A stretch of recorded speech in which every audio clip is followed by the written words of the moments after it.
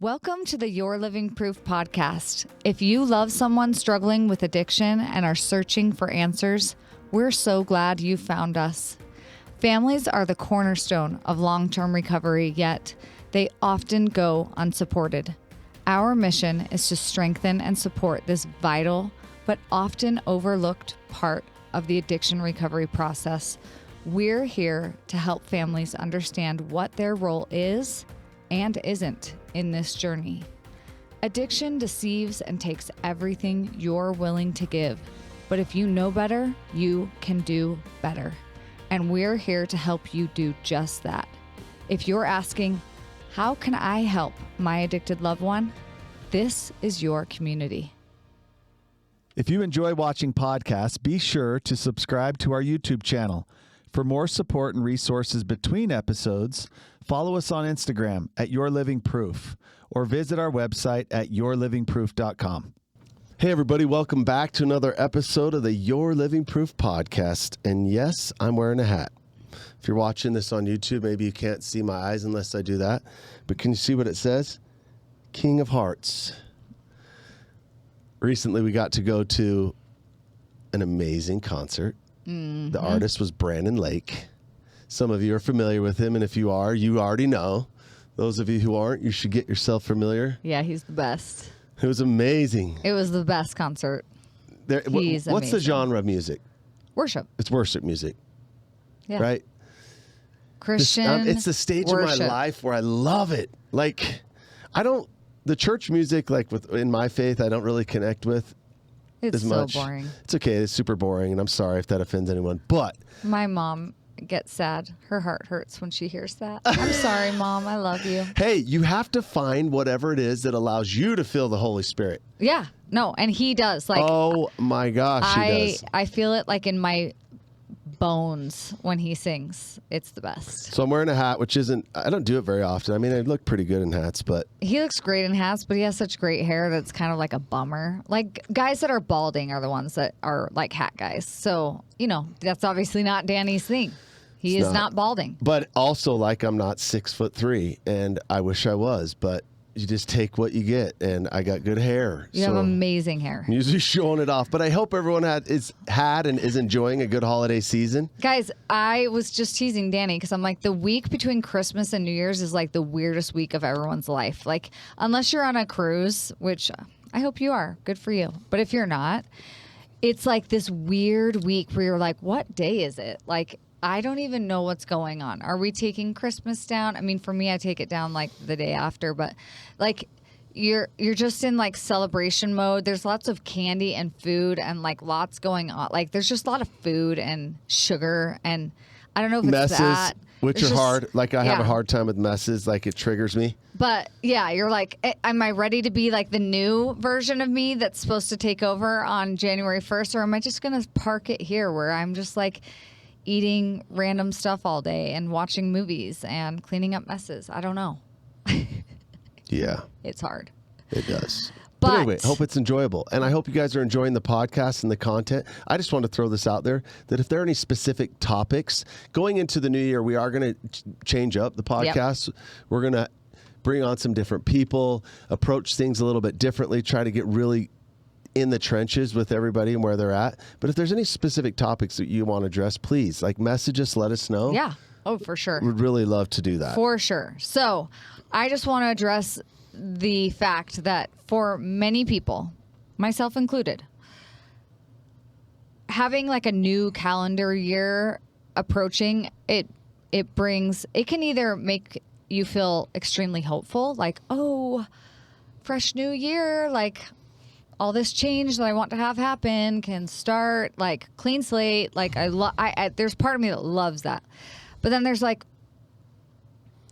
a whole other spectrum that people are on where it actually is really polarizing. And it's like you have this time to self-reflect and you're like, what has even happened in my life? Just another wasted year. I didn't do anything that I said I would, or nothing has changed. In fact, things have gotten worse. And I now have another year to suffer and go through these hard things. And so it can be really difficult. And so I don't know. For me, I actually hate the cliche, like new year, new you. Like, I'm like, no, it's honestly like a new year and it's the exact same you.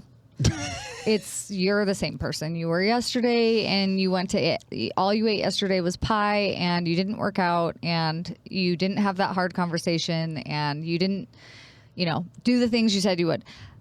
So the thing is that the only thing that's going to change that is not sheer motivation. It's not like getting pumped or setting a goal or even writing it down. It is having a system in place to help you actually achieve what it is you want to accomplish. It's all about having a system, because we all know that 2 weeks into a brand new year that you got so excited about, I think the statistic literally is like in the 90 percentiles of people that have already dropped off. Like they're done like eating healthy or staying hydrated or whatever in the world it is that they've committed to do. Like they're done. 2 weeks in, you're not motivated anymore and you've moved on. And so what I want to talk about today is literally how we are going to do, regardless if you're stoked about a new year or you're depressed about a new year, we're going to talk about how we're going to take this opportunity. If you're wanting change, if you're really excited about it or not, how to do it. What is the system? Well, I love it. And what you said applies to all of us. I mean, I think in the last couple of years, like I've always been determined to like dial down a percentage of body fat, like to increase muscle, like to change my diet, right? And we all approach it with like new goals, but even when they're just normal human things, I'm going to get more connected this year. I'm going to spend more time doing this. Yes, most people fall off. Well, yeah, if you don't have a system in place, you do. But our platform here, and for those listening, is specifically directed to those who have a situation in their life that is caused by the addiction of a loved one. Giving you tools and practical guidance, education on how to change this, hopefully being one voice of reason in your life, because everyone else is going to fail you. Your religious leader, your doctor, even your family, extended family, is all going to have a different opinion about what to do. It's hard enough to change habits on our own about normal things. It's almost impossible to change habits that you've learned along the way with an addicted loved one. They're not changing, obviously. It doesn't matter the holiday, the time of year, the consequences that are piling up. They're not. But there's a lot of parallels that happen with you and you're not. So if you're fearing another year of the same thing, here's my challenge. Don't fear failure. Fear being in this exact place next year again, checking off another year where there was no change and things only got worse. So do not feel failure, just fear being in the same place you are again next year. Hopefully that motivates you to stop doing this alone. Yeah. It's inevitable. Here's the announcement. We did it in our last podcast and the one before. We have a free community now. We're creating it. It's going to continue to build. We're offering free courses, resources, templates, mini courses, helping you understand this situation with a completely different lens, finding a community of other people. Yes, exactly. And to connect with other people. Because again, you're so isolated in this. We know that. So it's an awesome opportunity to connect with other people too. If you want to change how you're being impacted by the situation, if you want to change and hopefully give your loved one an opportunity for recovery, it's going to require that. So take advantage of this free community and resources available and help share it with other people. We've put a lot of time and resources into creating it because we're trying to get people empowered. Every single person out there with an addicted loved one, over time, I just sum it all up with exhaustion.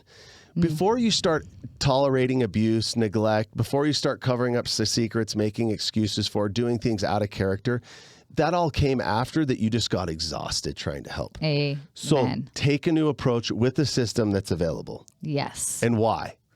Let's recap a few things. Addiction is the master manipulator. Oh. It almost boggles my mind every time I start working with the new family. These are the most stellar people that are just so amazing, doing so well in life, who are so capable. But this specific thing that they've been doing with a loved one over time, they don't understand the disease of addiction. They don't even understand what's going on, how to speak to it, how to react to it, how not to react to it, what a plan looks like. Just ragdolls people. Yeah, and you know what?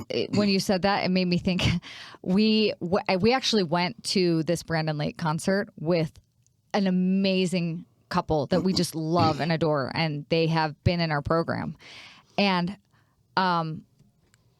she actually had the opportunity to talk to our oldest son, and she ran over to him and said, "Your dad has changed my life."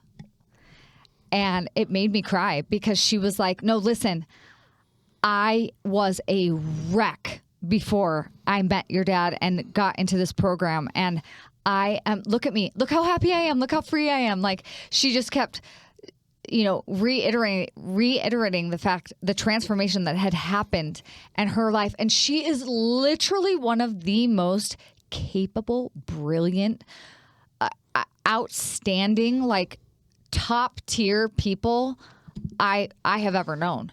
But again, the over functioning, the over tolerance, just the complete demonic takeover of addiction inside of a family twisted her into knots that she couldn't, she was unrecognizable to herself. And I know that when you're hearing that, you're like, yeah, that's happened to me.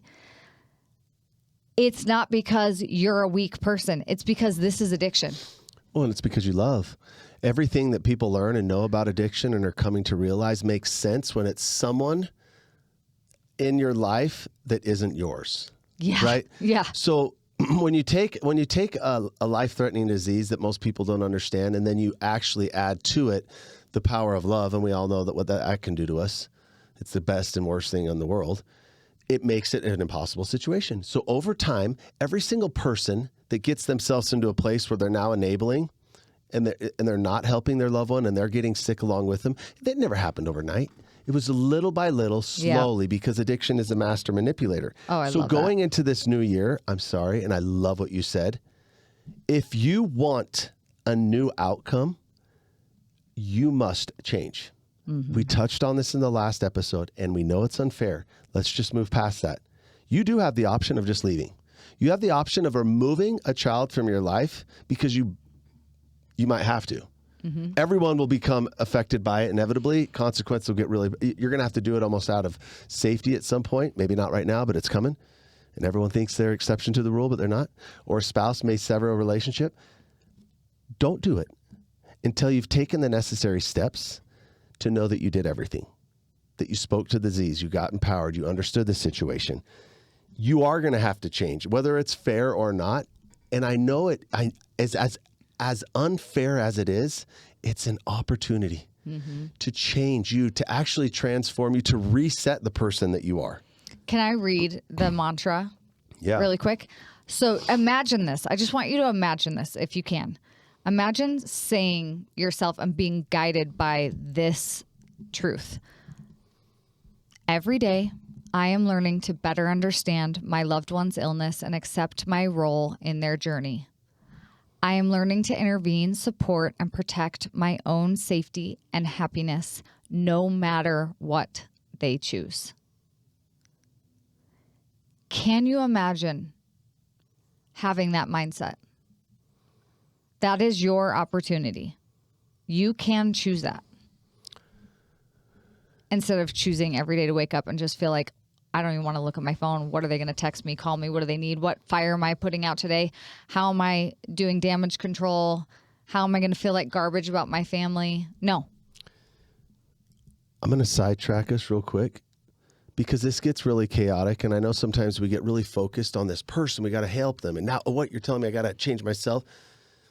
My addiction was terrible. And I'm not trying to make this about me. There's not a single thing unique about my situation, what it did to my family, that's different than any of you.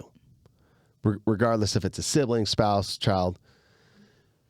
As hard as it was, when my family changed, when they got empowered in tools, when I got healthy, not only did we just overcome this horrible obstacle in our life, but it changed everyone for the better. We learned to talk about difficult things. We learned how to put boundaries in place. We learned how to ask for help when we needed it. We learned how to be vulnerable.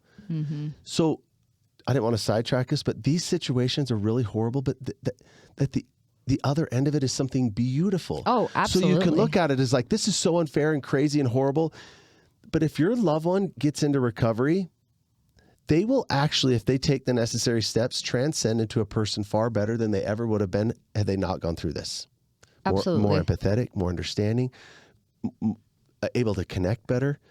But it's also with you. So even if it is unfair, if you make this change, even if your loved one doesn't follow, it allows you to become a better person by doing it. Well, and if you go back to the last episode, it actually allows you to be the kind of parent you want to be too.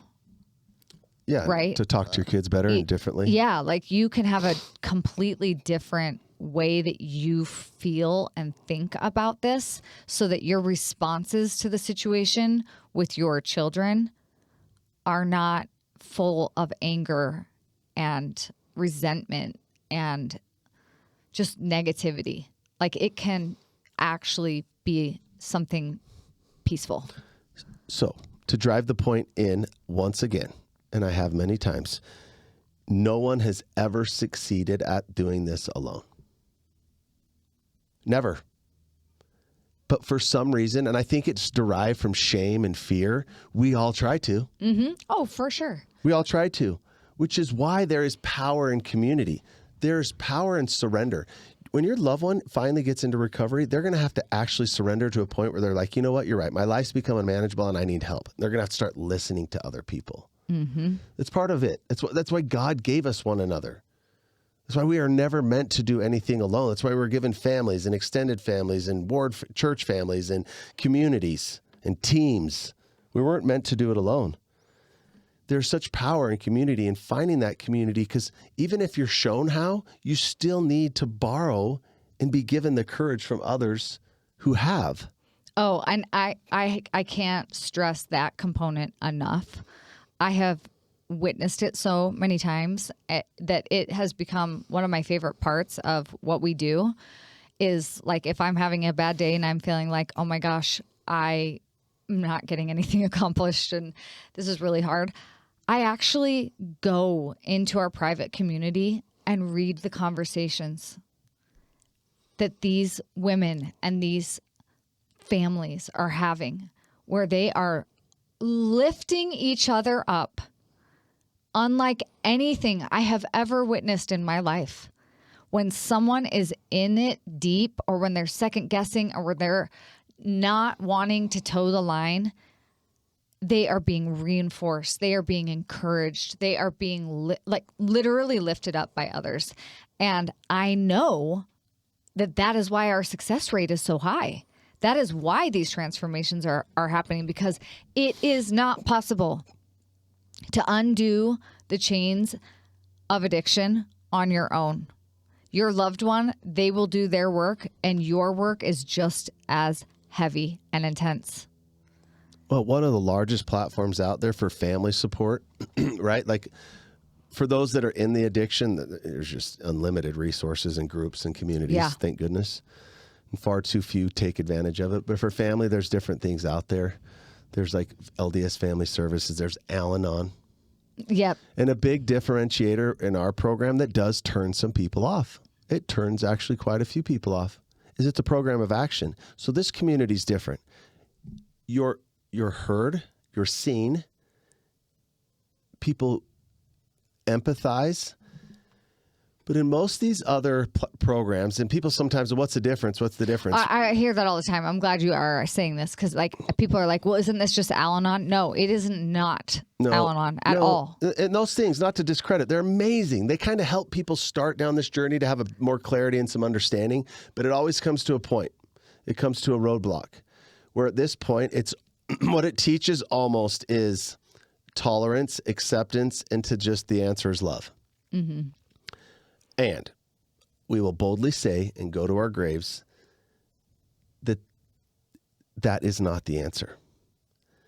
It's sometimes a good way to start understanding this differently, but the answer is in action. And the action comes in the form of boundaries and allowing consequences and having support and having a plan. But the elephant in the room is that always includes some scary things. Yep. The possibility of ending or severing a relationship, the possibility of disconnecting with a person that's toxic and unhealthy in your life that's going to only abuse, neglect, and take advantage of you as long as you allow them to. But no one's doing this out of emotion or fear or reacting to it.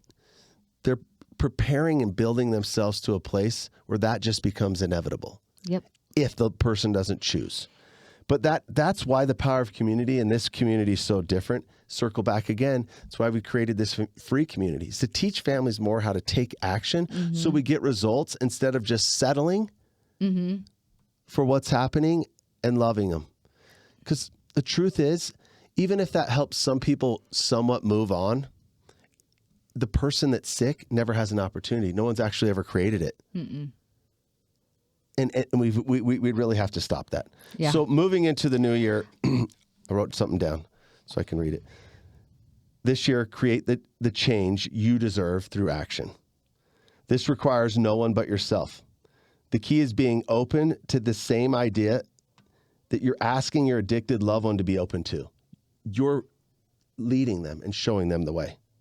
Admitting that you're powerless, you've been trying this on your own, not getting anywhere, and that you need help. Seeking help. Listening to the counsel of those who have been through it. Listening to a community of other people that it's experiencing the same change. You're leading the way into recovery for your loved one. And them restored and healthy would want nothing more for you. Amen. So it is the same. They won't tell you that right now, but that is the truth. And I want to say, every time you feel tempted to react to this the same way, to respond the same way you always have, ask yourself, do I want to be a prisoner of the past or a pioneer for the future? It might feel easier to be a prisoner because it's familiar. That part, that is so... It exists with every person I've ever come to know. And not even just those in our program. It's just the families. And we're talking tens and tens of millions, if not way more than that, of families affected by this. Some of them knowing, some of them unknowing. But harboring these secrets, managing the chaos, trying to just survive, doing this on their own. It's familiar. It might even feel like it's all you know. Maybe because you didn't have a better model. Or maybe just because you've been in it for so long.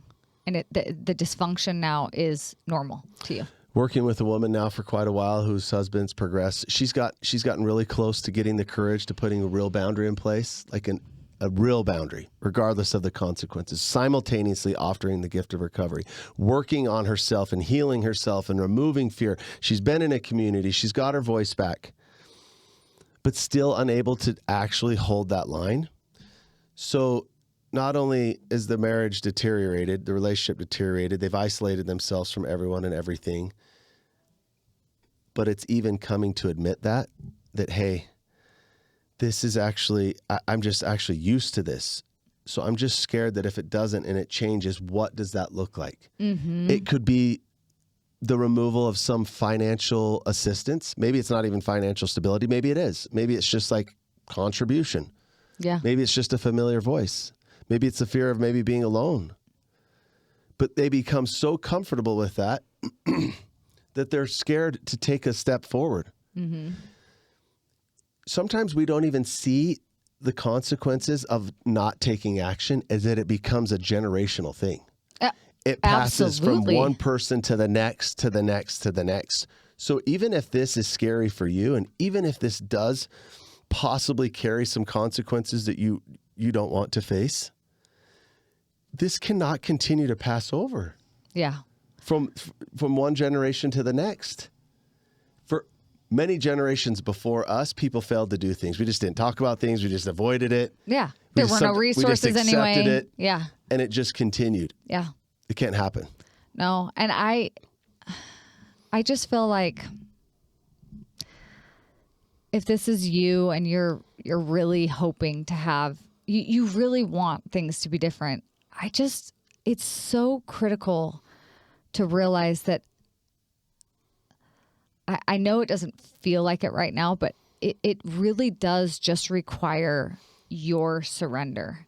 And it will never fail to just blow my mind how your journey so closely mirrors your loved one. And you cannot see it right now. But truly, it's all about that surrender that Danny talked about. It is about recognizing like, hey, look, I have literally put my own well-being on the line trying to manage this. I am suffering and my life is unmanageable and I cannot do this alone. And although that sounds like kind of like you're giving up, it's actually, you are going to set yourself free when you do that and you say, here, I'm actually going to insert myself into this community of people who like, they've been where I've been and they've gotten farther than me and I'm going to trust it. And just doing that sets you free and allows you to have the choice of becoming a new you if that's what you want. But it will never just happen. It will never just happen based off of this other person's choices, ever. No, before we close up, I just share a story of someone personal, and I'm sure they wouldn't mind, but I'm not going to say their name. This is someone who I cared greatly for, is the most beautiful person. She joined the program a few years ago, and she's one of, thankfully, I'm proud to say, one of the minority in our program whose loved ones didn't follow suit, who didn't choose it. Well, still haven't, at least. Yeah, still hasn't. It's been a few years. So in the beginning of this process, she reached out. Now, when she did, she was exhausted. Things had progressed to a place. Now, she had, just to paint the picture, an amazing person, owns and operates and helps run a business in her family, beautiful kids that are all thriving. Her family's awesome. His family, so her in-laws, awesome. They're good, faithful members of their church and community. Most of the people, her siblings and her in-laws, are good, positive influence in her life.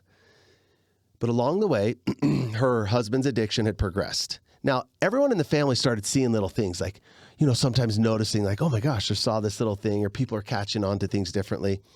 But she had seen the brutal truth of it. And when she joined the program, the hardest thing to say was how long this had been going on. She was the only one, and she actually isn't even sure if that's when it started, but when things got bad, for how many years that she did nothing. It's almost the hardest thing for people to say when they start is, this has been going on since our honeymoon, or this has been going on for 5 years. It's like so hard to say. She's the only one that saw it for how bad it got. And again, she only knows what she saw or what she caught. Kids were somewhat affected, family somewhat affected. So as she joins this community, starts speaking with other people, getting tools, learning, getting prepared, getting her voice back, changing herself. As soon as she started to take action, there was some judgment from other people. It was ironic that 3 of her children were very supportive because they were affected and they wanted some change. One of them was very upset. Like, would kind of make comments all the time, or why are you doing this? You're so mean to dad. Like, what's going on? And even in her own family, everyone was accepting and tolerating some things they shouldn't. As soon as she started to take action, she had some judgment and pushback from some people. The reason I share this story is I want to explain something. She did. She took action. Things got worse, consequences. As soon as she got strong, the disease that her husband had was threatened. So it got worse. It became more controlling. It was more outraged. Consequences happened, and it caused a separation. Now, there was some confusion at that time. Some people are like, oh, maybe we shouldn't have done this. This made things worse. She did it. She felt confident about it. She knew what she was doing was love. She had offered help. She was prepared and knew what that looked like, but she was no longer doing this. Now, fast forward 3 years down the road, and I get to interact with her. The disease of addiction with her spouse, what do you think it's done? Gotten worse. Well, it's gotten worse. I mean, it's horrible. Like, I won't even describe it. Everyone else in their life is now like, oh. We see why you did what you did. So that judgment's been removed. They're supportive. But the key here is that she never moved on angry. She never moved on as a punishment. And even though some people may have seen that, she feels peace. Yeah. Now, is she sad that that's still the case for him? Yes. But she doesn't have to sit there and go, could have done something. Yeah. So in closing, and we must, because my camera's about to shut off. I just want you, as you go into this new year, to stop thinking and worrying so much about them. This is for you. It's time to change you. It's time to create a healthier version of you that's not scared anymore, that's not reacting to this, that actually is the one that's now being proactive, that has a voice back, and not from a place of anger or just like, hear me roar, but empowerment from truth, because you understand the path forward. You understand that you're special, but not unique to anyone else that needs to get through this, and that you can't do it alone. Yes. So actually, you were never meant to. No, you were never, ever meant to. And even if you wanted to be, sorry, you're amazing, but you can't. It will not work, which is why we have spent months and months and months creating this new free community. We really hope every single one of you will not only continue to listen to this podcast, but to join the community. It's linked in the show notes. Come there, interact with us and the other families and amazing individuals who are there.